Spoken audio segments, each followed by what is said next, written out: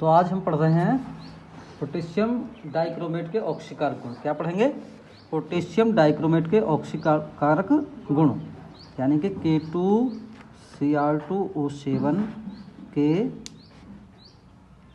ऑक्सीकारक गुण।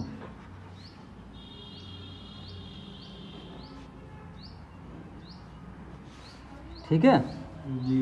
क्या है K2Cr2O7? क्या है? Potassium dichromate. Cr2O7-2 होता है क्रोमेट, डाइक्रोमेट। क्या होता है ये? डाइक्रोमेट। और K प्लस होता है, तो जब ये सूत्र बनता है तो क्या बन जाता है सूत्र? K2Cr2O7, K2Cr2O7 potassium dichromate. यह है पोटेशियम डाइक्रोमेट। ऑक्सीकारक गुण देखेंगे इसके। अम्लीय पोटेशियम डाइक्रोमेट अम्लीय माध्यम में K2Cr2O7 प्लस H2SO4 सल्फ्यूरिक अम्लीय अम्लीय माध्यम में क्या बनाएगा ये? K2SO4 प्लस Cr2SO4 की होल थ्राइज प्लस H2O और प्लस में नवजात ऑक्सीजन। यही नवजात ऑक्सीजन ऑक्सीकारक का कार्य करती है। नवजात oxygen,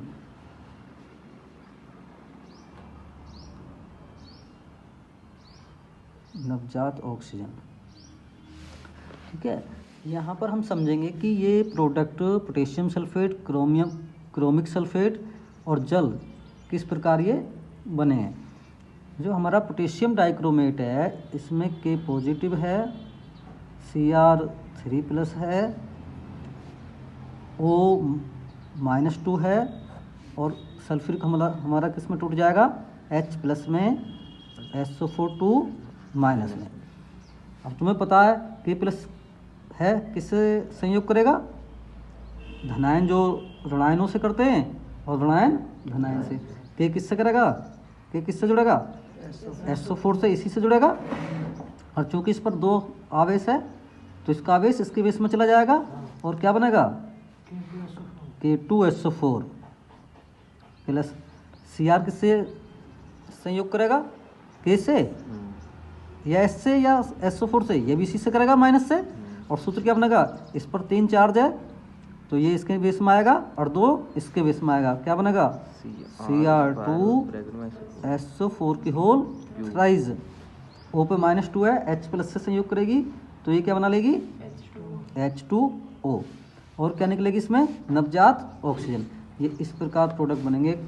potassium sulphate, chromium sulphate और जल, और नवजात ऑक्सीजन इसमें रिलीज होती है यहाँ।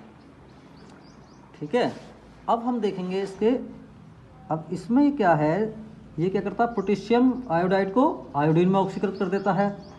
सोडियम सल्फेट को सोडियम सल्फाइड को सोडियम सल्फेट में ऑक्सीकृत कर देता है। देखेंगे सोडियम सल्फाइड सोडियम सल्फाइड को अम्लीय माध्यम में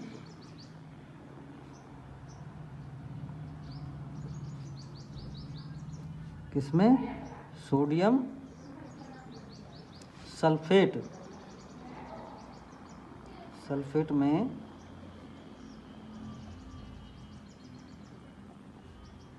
ऑक्सीकृत कर देता है।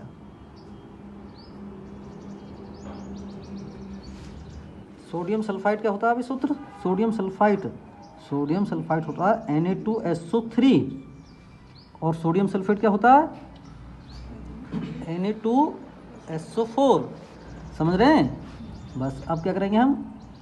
Na2SO3 plus K2Cr2O7 plus H2SO4 अम्लीय माध्यम में। सोडियम सल्फाइड को अम्लीय माध्यम में किस में कन्वर्ट कर देगा? सोडियम सल्फेट में ऑक्सीकृत कर देता है। यानी कि इन दोनों के द्वारा क्या बने? ये प्रोडक्ट बने तो यही बनेंगे इनसे। और ये किस में कन्वर्ट हो जाएगा? ऑक्सीकृत हो जाएगा Na2SO4 में। तो Na2SO4 प्लस क्या बनेंगे, यही बनेंगे, K2SO4 प्लस Cr2SO4 की होल थ्राइज प्लस H2O। ठीक है, समझ पा रहे हो? क्या कर रहे हैं, अम्लीय पोटेशियम डाइक्रोमेट टूट जाता है पोटेशियम सल्फेट में, क्रोमियम सल्फेट में, जल में और नवजात ऑक्सीजन में। और ये नवजात ऑक्सीजन क्या करती है, सोडियम सल्फाइड को किस में ऑक्सीकृत कर देती है, सोडियम सल्फेट में, 3 है या 4 हो गया, ये सल्फाइड है, सल्फेट में ऑक्सीकृत कर दिया। दूसरी अभिक्रिया हम देखेंगे, यह फेरस सल्फेट को, किसको, फेरस सल्फेट को फेरिक सल्फेट में, इसमें फेरिक सल्फेट में ऑक्सीकृत कर देती है, ऑक्सीकृत कर देती है। फेरस सल्फेट क्या होता है, फेरस सल्फेट का सूत्र बताओ, FeSO4, और फेरिक क्या होता है, Fe2SO4 का होल थ्राइज। आयन आवेश सूत्र बनाने नहीं सिखाए, फेरस में Fe+2 होता है और फेरिक में Fe+3 होता है, तो वही सूत्र बनेंगे ना ऐसे, इस तरीके से। ठीक है, बस अब क्या करना है, हमें यहाँ लेना है FeSO4 plus K2Cr2O7 plus H2S4 अम्लीय माध्यम ले लिया, गिब्स।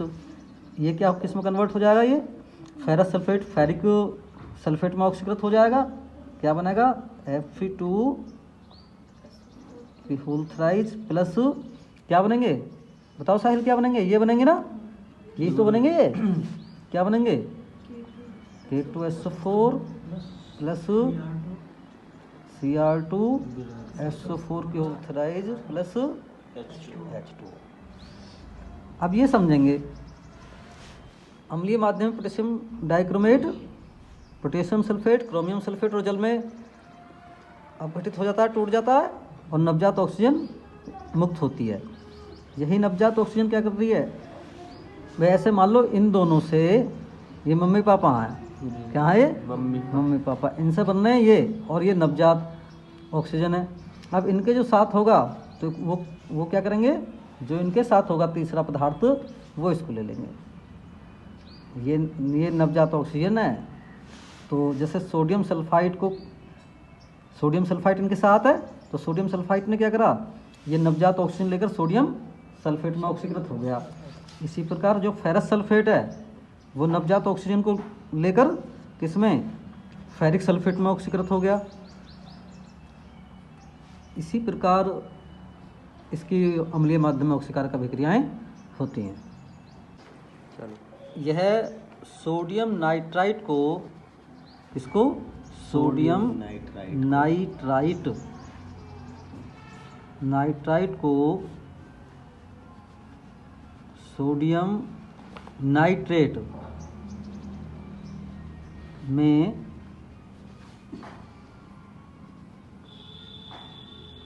ऑक्सीकृत कर देता है। अब तुम कब रिएक्शन बना पाओगे, जब तुम्हें सोडियम नाइट्राइट का सूत्र पता होगा, सोडियम नाइट्रेट का होगा। तो सोडियम नाइट्राइट क्या, NaNO2 सोडियम नाइट्राइट, और सोडियम नाइट्रेट क्या है, NaNO3। ये नहीं पढ़ा तुमने, NO2 माइनस होता है नाइट्राइट और NO3 होता है नाइट्रेट, नाइट्रेट। तो अब बस यही लिखेंगे, NaNO2 plus K2Cr2O7 plus H2S4। अम्लीय माध्यम में हम ये रिएक्शन कर रहे हैं, गिब्स क्या बनेगा, ये किस में ऑक्सीकृत हो जाएगा, 3 में, यानी कि NaNO3 plus K2SO4 plus Cr2SO4 की होल थ्राइज प्लस H2O। ठीक है, तो क्या कर रहे हैं यहाँ, देखो वही बने K2SO4 Cr2SO4 के होल थ्राइज प्लस H2O, और सोडियम नाइट्राइट ऑक्सीकृत हो गया सोडियम नाइट्रेट में, यानी कि नवजात ऑक्सीजन ने ग्रहण कर ली। इसी प्रकार एक हम रिएक्शन देखेंगे, मोस्ट रिएक्शन है, ऑक्सीकार्बन मोस्ट है, पूछे जाते हैं पेपर में। यह है पोटेशियम आयोडाइड को, किसको, पोटेशियम आयोडाइड को आयोडीन में, किसमें, आयोडीन में ऑक्सीकृत कर देता है, आयोडीन में ऑक्सीकृत कर देता है।